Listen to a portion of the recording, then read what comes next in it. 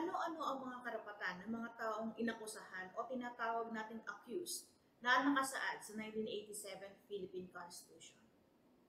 These rights under our Constitution ensure due process and fairness in criminal proceedings. Ang mga pangunahing provisions ng mga karapatan ng akusado ay matatagpuan sa Article 3 Bill of Rights, particular sa Section 1 hanggang Section 22 ng 1987 Philippine Constitution. Una, meron tayong tinatawag na right to due process. The right to due process ensures that an accused person cannot be deprived of his life, liberty, or property without a fair trial. Dapat sundin ang mga legal procedures bago makapagpatupad ng anumang parusa sa isang tao. Pangalawa, the right to be informed of the nature and cause of the accusation. The accused has the right to be informed of the criminal charges against him. Ang ibig sabihin nito, kailangang ipaliwanag sa kanya ng maayos ang mga paratang laban sa kanya, kasamang specific offense na inaakusa sa kanya. Gayun din, dapat ipakita ang mga ebidensyang gagamitin laban sa akusado. Pangatlo, the right to a speedy trial. The accused is entitled to a speedy and public trial. This ensures na hindi mananatili ang akusado sa pagkakakulong nang walang sapat na dahilan o hindi dapat magkaroon ng akusado ng indefinite detention. Ang pagkaantala o delay sa paglilitis na excessive o labis na pagkaantala ay maaaring magsanhi ng paglabag sa karapatan ng isang akusado sa karapatan nito to have a speedy trial. Pang-apat, the right to a public trial.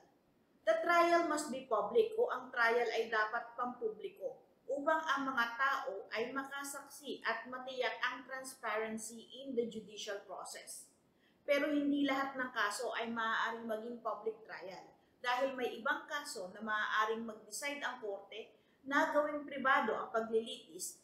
Panglima, the right to a fair and impartial tribunal. The accused has the right to be heard by a competent, independent, and impartial tribunal. Ang ibig sabihin nito, dapat ang hukuman ay malaya at walang kinikilingang partido, walang bias o impluwensya mula sa mga partido sa kaso.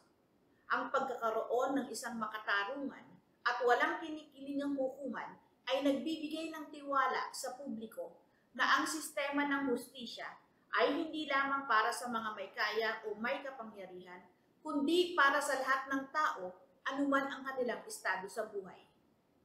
Pang-anim, the right to counsel. Ang akusado ay may karapatan na magkaroon ng abogado na magtatanggol sa kanya, preferably of his own choice. Kung ang akusado ay hindi kayang magbayad para sa abogado, obligasyon ng estado na magbigay ng abogado upang siya ay may kinatawan sa korte. Ang karapatang ito ay nagsisiguro na ang akusado ay may kakayahang makilahok ng maayos sa kanyang depensa. Pang-pito, right against self-incrimination. Ang right against self-incrimination ay nakapaloob sa Section 17 ng Article 3 ng ating Constitution kung saan sinasabi nito na no person shall be compelled to be a witness against himself. Ibig sabihin, ang akusado ay hindi maaaring pilitin na umamin sa isang krimen. Ang karapatang ito ay isang proteksyon laban sa mga pilit na pag-amin at sapilitang pagbibigay ng testimonya. Pangwalo, ang right to bail. Ang akusado ay may karapatan na magpiyansa maliban kung sila ay nasasakdal sa isang capital offense o may malakas na ebidensyang nagpapakita na sila ay may sala. Ang bail o piyansa ay isang mekanismo na nagbibigay daan sa akusado na makalaya mula sa pagkakakulong habang naghihintay ng trial o paglilitis, na nagtitiyak na hindi siya makukulong nang hindi pa napapatunayang nagkasala.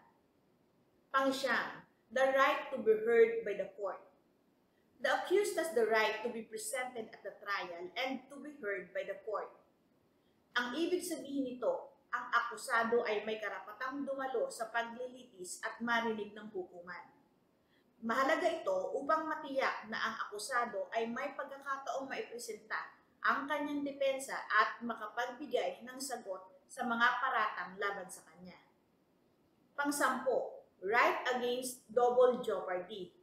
Walang sinuman ang maaaring litisin ng 2 beses para sa parehong pagkakasala. Ito ang tinatawag na double jeopardy. Kapag ang isang individual ay napawalang sala o nahatulan para sa isang krimen, hindi na siya muling malilitis para sa parehong pagkakasala, provided na ang judgment ay final na. Pang-11, the right to confront and cross-examine witnesses. Ang akusado ay may karapatang harapin at tanungin ang mga saksi na tumitistigo laban sa kanya. Ito ay isang mahalagang bahagi ng sistema ng hustisya na nagbibigay daan sa depensa na questionin ang kredibilidad ng mga ebidensya at saksi ng prosecution. Pang-12, the right to compulsory process. The accused has the right to compel the attendance of witnesses and the production of documents or evidence in their favor. Ang ibig sabihin nito ay maaaring ipatawag ng akusado ang mga tao o mag-ipon ng mga ebidensya na makakatulong sa kanyang depensa. Pang-13, the right against arbitrary arrest or detention. Walang sinuman ang maaaring arestuhin o ikulong ng walang legal na dahilan o walang warrant of arrest na inisyo ng may otoridad.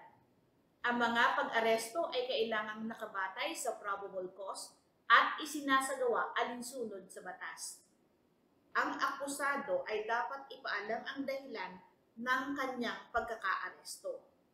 Pang-14, the right to be released on recognizance.